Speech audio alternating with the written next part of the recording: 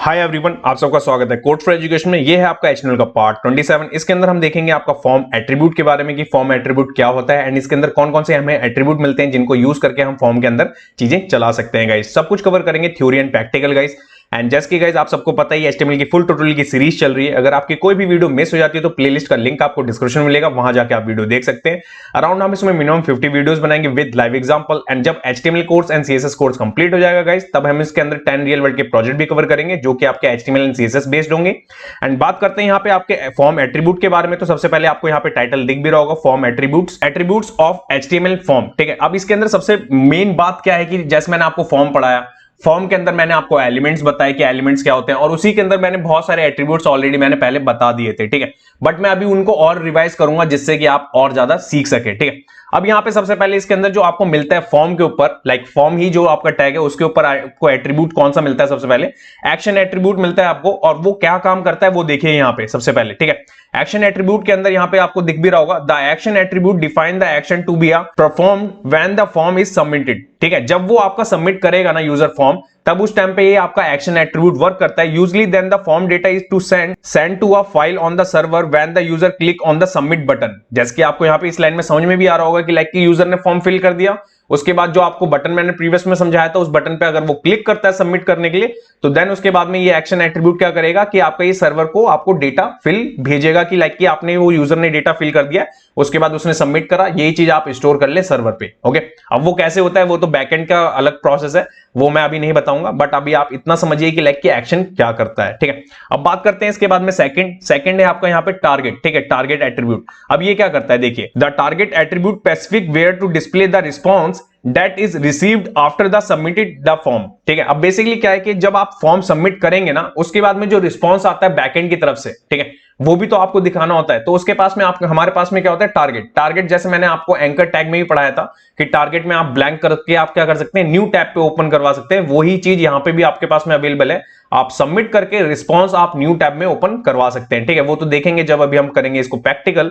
अब बात करते हैं इसके बाद नेक्स्ट, इसी के अंदर इसके बाद है आपका थर्ड आपका यहाँ पे मेथड। ठीक है, अब मेथड के अंदर क्या है और मेथड कौन कौन से मेथड हमारे पास में अवेलेबल है इसके अंदर। The method attribute specify the HTTP, ध्यान रखिएगा, HTTP method to use when submitting the form data. The form data can be send as a URL variable. ठीक है, with method get और http post transition with the method of post। ठीक है, basically हमारे पास में यहाँ पे जो वेरिएबल्स होते हैं ना, जितनी भी चीजें हमारी फॉर्म डेटा के अंदर होती है ना, उनको भेजने के लिए हमारे पास में वेरिएबल्स होते हैं। उन वेरिएबल्स के साथ में हम सर्वर को भेजते हैं, और सर्वर के अंदर हमारे को भेजने का मेथड हम वहां पे दो रख सकते हैं। लाइक एक है आपका गेट, दूसरा है हमारा पोस्ट। अगर आप गेट रखेंगे तो यूआरएल के अंदर बेसिकली साफ साफ दिख जाएगा कि जो भी आप डेटा भेज रहे हैं ना वो सिक्योर नहीं माना जाता, ध्यान रखिएगा मेथड गेट के अंदर।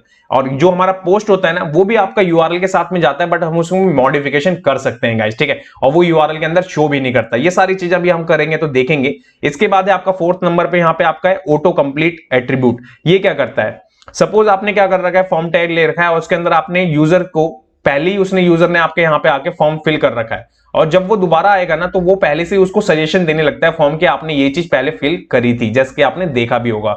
उसी चीज को आप लगा भी सकते हैं, उसी चीज को आप हटा भी सकते हैं। कैसे, the auto complete attribute specify weather a form should have auto complete on और ऑफ। ठीक है, बेसिकली ऑन ऑफ कर सकते हैं आप। When auto complete on, the browser automatically complete variables based on variables that user has entered before. जो पहले मैंने आपको बताया ना, जो उसने फिल करा होगा वही चीज उसको सजेस्ट करके वो दे देगा अगर आपने वो चीज ऑन कर रखी होगी तो। और ऑफ कर रखी होगी तो वो जितनी बार भी यूजर फिल करके चला जाए वो चीज नहीं शो होगी। वो अभी हम देखेंगे प्रैक्टिकल करके। एंड देन इसके बाद है नो वैलिडेट। ठीक है, नो वैलिडेट में आपको क्या करना होता है, the no validate attribute is boolean attribute when present it specified that the form data input should not be validated when the submitted.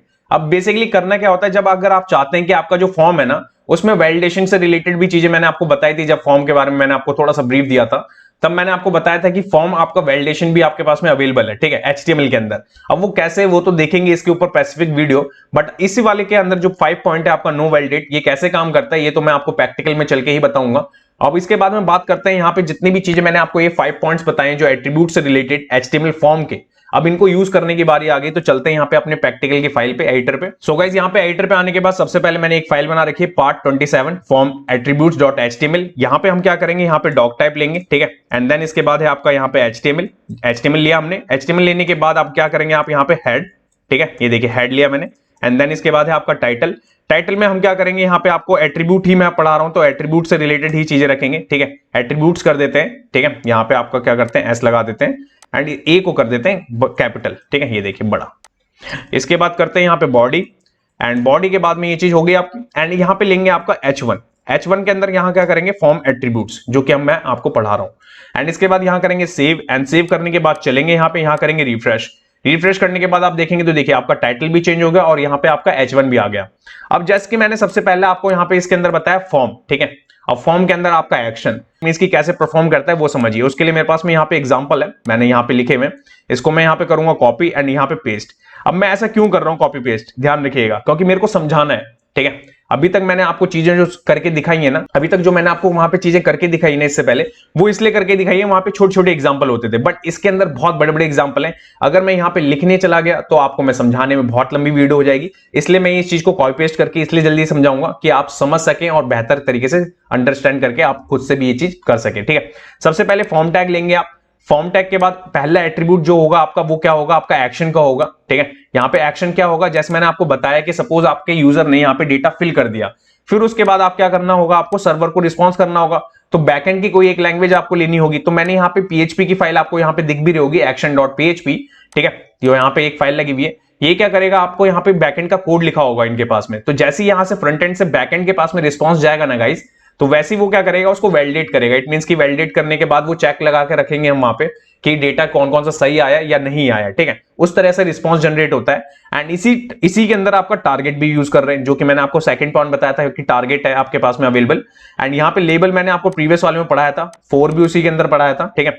And input के अंदर टाइप है आपका, अब देखिए टाइप मैंने वहां पर रेंज भी बताई थी, ईमेल, टेक्स्ट और पासवर्ड तो मैंने आपको बता ही दिया था। इसके अंदर और भी बहुत सारे होते हैं, इसके ऊपर भी डिटेल में वीडियो आएगी। इसके अंदर मैं बस वही बताऊंगा जितना आपको करना चाहिए अभी, ठीक है। इसके बाद जितने भी आपके अंदर टाइप्स मिलते हैं ना, उसके ऊपर एक सेपरेट वीडियो दूंगा मैं आपको, जिससे कि आप समझ सके कि टाइप कितना वेरिएंट है, ठीक है, कितने सारे वेरिएशन आपके पास में अवेलेबल है इसके अंदर। अब यहाँ पे आपको आईडी दिख रही होगी, आईडी के बाद एक और एट्रीब्यूट नेम एंड वैल्यू, तो मैंने आपको बताया स्टोर करवाने के लिए कि आपको इनपुट की जो वैल्यू स्टोर करानी होती है उसके लिए यहाँ पे आपको वैल्यू एट्रीब्यूट लगता है, ठीक है। अब बात करते हैं यहाँ पे लेबल की लास्ट नेम की एंड देन उसके बाद में यहाँ पे इनपुट की।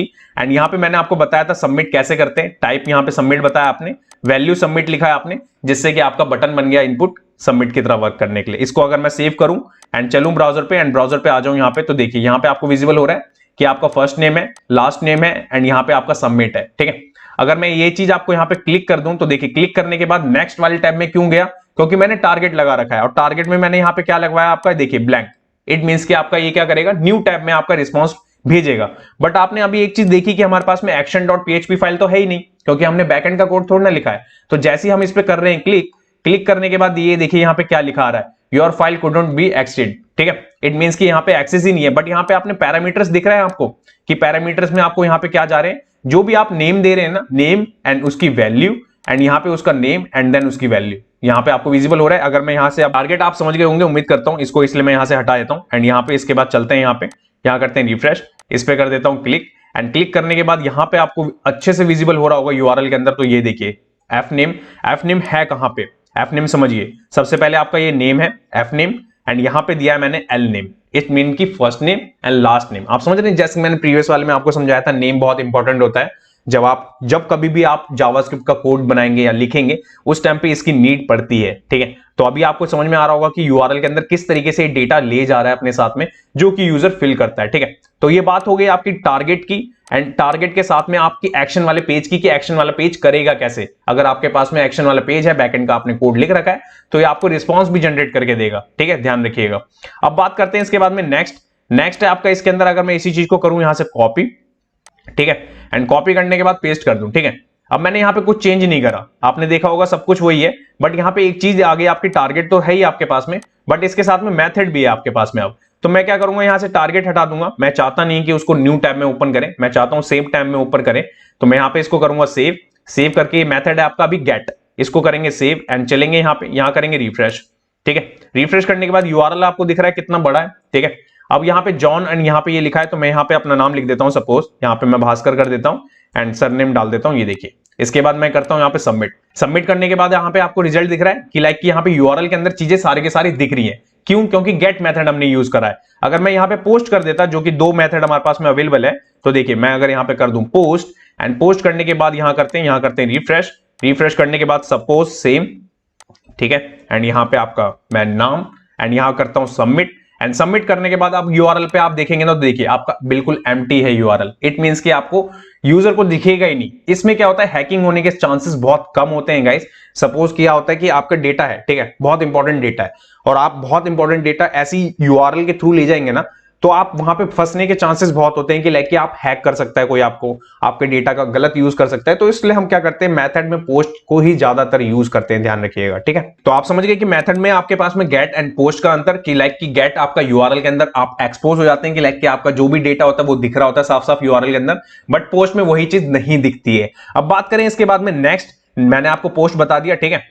अब इसके बाद में जो आपको एट्रीब्यूट मिलता है वो है आपका ऑटोफिल, ठीक है। अब देखिए सपोज मैंने वहां पे अभी आपको मैं दोबारा लेके चलता हूं, ठीक है, यही सेम कोड पे दोबारा लेके चलता हूं एंड मैं यहां से इसको करता हूं रिमूव। देखिए मैं रिमूव करता हूं एंड रिमूव करने के बाद देखिए यहां पे मेरे को क्या सजेस्ट हो रहा है, जॉन एंड भास्कर, ठीक है। अब आप चाहते हैं ये चीज ऑन रहे, जो कि बाय डिफॉल्ट ऑन ही होती है। अगर मैं यहां पे इसको रख दूं एट्रीब्यूट को, ऑटोफिल को, ठीक है, इट मींस कि ऑटो कंप्लीट को, तो ये ऑन ही होती है जैसे कि आपने देखा। बट आप चाहते हैं नहीं दिखाना, इट मींस कि यूजर को पता ही ना चले कि उसने पहले क्या यहां पे फिल करा था, तो आप इसको यहां पे कर सकते हैं ऑफ। देखिए जैसे मैं यहां पे लिख दूंगा ऑफ एंड करूंगा सेव एंड यहां चलेंगे, यहां करेंगे रिफ्रेश। रिफ्रेश करने के बाद में ये वैल्यू हटाएंगे हम। ये देखिए वैल्यू हटाने के बाद आप देख रहे हैं मैं यहां पे जॉन भी लिख रहा हूं ना, तो देखिए मेरे को हिंट भी नहीं मिल रहा। अगर मैं अपना नाम भी लिख रहा हूं तो यहां पे मेरे को हिंट भी नहीं मिल रहा, आप समझ रहे हैं। तो ये कैसे ये मिल रहा है आपका, इसकी वजह से, ऑटो कंप्लीट की वजह से, क्योंकि यहां पे हमने इसको कर दिया ऑफ। अब अगर मैं यहां पे कर दूं ऑन, तो दोबारा वही चीज आप अगर चलेंगे तो देखिए यहां पे आए, यहां पे मैंने भास्कर लिखने के लिए करा, तो देखिए मेरे को यहां पे हिंट मिला। तो आप समझ रहे हैं कि कैसे ऑटो कंप्लीट वाली चीज चलती है, जो कि एट्रीब्यूट आपको फॉर्म के अंदर मिलता है, जो कि आप ऑन ऑफ दोनों कर सकते हैं, और बाय डिफॉल्ट तो ऑन रहता ही है वो, जैसे आपको मैं दिखा रहा हूं, ठीक है। ये चीज भी हो गया आपका एग्जांपल। इसके बाद बात करते हैं यहां पे नो वैलिडेट की, कि नो वैलिडेट कैसे चलता है। इसको अगर मैं कॉपी कर लूं यहां से, ठीक है, एंड मैं यहां पे पेस्ट कर दूं, तो यहां पे अभी आपको किस तरीके का चीजें दिखने को मिलेगी, तो देखते हैं एक बार। यहां पे करता हूं मैं सेव, यहां कर देता हूं मैं रिफ्रेश। रिफ्रेश करने के बाद अगर मैं क्लिक कर दूं तो देखिए कुछ भी नहीं हुआ ना, ठीक है। अब इसमें आप कैसे समझ सकते हैं कि ये नो वैलिडेट वर्क कैसे करेगा। अब देखिए इसके अंदर जब इनपुट होता है ना आपका, वैसे तो मैं आपको एट्रीब्यूट्स पढ़ाऊंगा इसके अंदर, इनपुट के अंदर, एंड इसके अंदर क्या होता है कि एक एट्रीब्यूट और मिलता है आपको, जिसको बोलते हैं आपका रिक्वायर्ड, ठीक है। अब ये रिक्वायर्ड क्या है आपका, जब तक यूजर इसको फिल नहीं करेगा ना, जब तक वो सबमिट नहीं कर सकता। ध्यान रखिएगा, ये यूजर इसको फिल नहीं करेगा ना, रिक्वायर्ड का मतलब ही यही है आपका, कि जब तक यूजर फिल नहीं करेगा ना इस इनपुट को, जब तक वो सबमिट बटन आपका वर्क नहीं करेगा प्रॉपर्ली। कैसे नहीं करेगा देखते हैं। अब यहां पे नो वैलिडेट लगा है ना, अगर मैं इसको हटा दूं, अभी इसको करता हूं सेव एंड चलते हैं यहां करते हैं रिफ्रेश। रिफ्रेश करने के बाद इसको कर देते हैं ब्लैंक। ये देखिए मैंने लास्ट नेम को तो भर दिया, बट फर्स्ट नेम आपका यहाँ पे एम्प्टी है। यहां पे मैं करूंगा क्लिक। क्लिक करने के बाद यहां पे आपको एरर थ्रो दिख रहा है कि लाइक की पहली एरर आ गया कि मेरे को यहां पे फिल करना है नाम। अगर मैं यहां पे नाम फिल कर दूं और लास्ट वाला मैं एम्प्टी कर दूं और यहां पे सबमिट करने की कोशिश करूं, तो देखिए फिर दोबारा एरर आ गया आपका लास्ट वाले में। क्यों? क्योंकि हमने दोनों में रिक्वायर्ड लगा रखा है, ठीक है, आप समझ रहे हैं। अब मैं अगर दोनों में फिल कर दूं एंड उसके बाद हिट करूं सबमिट पे, तो देखिए सबमिट हो जाएगा आपका। ओके, आप समझ गए। अब क्या चाहते हैं आप कि आपकी यहां पे एम्प्टी रहे। इट मींस कि सबसे पहले मैं क्या करता हूं, इसको जो वैल्यू है ना आपको, इसको एम्प्टी कर देता हूं, ठीक है, ये देखिए। एंड इसके बाद में यहां पे नो वैलिडेट भी लगा देता हूं। आप समझिएगा कैसे वर्क करता है आपका नो वैलिडेट। यहां पे इसको मैंने करा सेव, चलते हैं यहां पे पेज पे, यहां करेंगे रिफ्रेश। रिफ्रेश करने के बाद में अभी दोनों फील्ड आपकी एम्प्टी है, इट मींस की इनपुट आपके एम्प्टी है। यहां पे जैसे ही मैं करूंगा क्लिक, क्लिक करने के बाद ये आपका सबमिट होने चला गया। क्यों? जबकि हमने वहां पे रिक्वायर्ड भी लगा रखा था। आप समझिए वहां पे जो फॉर्म के ऊपर हमने जो नो वैलिडेट लगा रखा है ना, इसका मतलब ही यही है कि जो भी कंडीशन इसके ऊपर लगी हो, इट मींस की वैलिडेट करने के लिए लगी हो चेक्स, वो वहां पे वर्क ही ना करे, आपको बिना आपको रिक्वायर्ड के ही चीजें चल जाए। लाइक अगर मैं इस चीज को हटा दूं ना, आप समझ रहे हैं कि यहाँ पे किस तरीके से भी वर्क कर रहा है, क्योंकि यहाँ पे आपका क्या है कि वैल्यू है।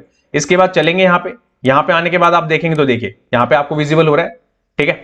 ये चीज आप समझ रहे हैं कि लाइक मैंने यहाँ से जैसे ही मैंने यहाँ पे नो वैलिडेट हटाया ना, एंड यहाँ पे मैं गया रिफ्रेश करा एंड रिफ्रेश करके सबमिट कर रहा हूँ, तो सबमिट करने के बाद यहाँ पे आपको विजिबल हो रहा होगा कि एरर थ्रो कर रहा है। बट जैसे ही मैं क्या कर रहा हूँ, यहाँ पे आपका ये नो वैलिडेट अगेन रख देता हूँ एंड यहाँ पे सपोज रिफ्रेश करता हूँ और ये हमारा इनपुट फील्ड ब्लैंक है, जैसे ही मैं क्लिक करूंगा, क्लिक करने के बाद ये सबमिट होने देगा। तो होप करता हूं आपको ये चीजें समझ में आ रही होंगी, जो कि मैं बैक टू बैक आपको समझा रहा हूं बार बार करके, कि जिसकी वजह से आपको समझ में आ सके गाइस कि नो वैलिडेट कैसे वर्क करता है, मेथड में आपके पास में गेट एंड पोस्ट में क्या अंतर था, एक्शन पेज आपका क्या करता है, एंड यहां पे जितने भी रिक्वायर्ड थे आपके ये चीज कैसे काम करते हैं, वैल्यू क्या होती है, नेम क्या होता है, आईडी मैंने आपको ऑलरेडी बता रखा है, टाइप मैंने अभी आपको यहां पे टेक्स्ट पढ़ा दिया है, ठीक है, और फोर और लेबल और इनपुट ये सब तो चीजें मैंने आपको ऑलरेडी पढ़ा रखी हैं, ठीक है guys.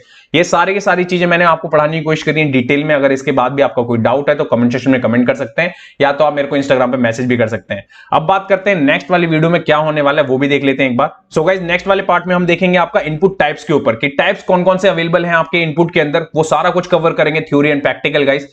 Thanks for watching this video. जिसके सुनने तक चैनल को सब्सक्राइब नहीं किया गाइस, प्लीज चैनल को सब्सक्राइब करें, बेल आइकन को हिट करें, जिससे कि वीडियो की लेटेस्ट नोटिफिकेशन आपको सबसे पहले मिल सके। एंड कोड फॉर एजुकेशन को इंस्टाग्राम, फेसबुक एंड ट्विटर पे फॉलो करें। मिलते हैं नेक्स्ट वीडियो में, जब तक till then bye bye guys.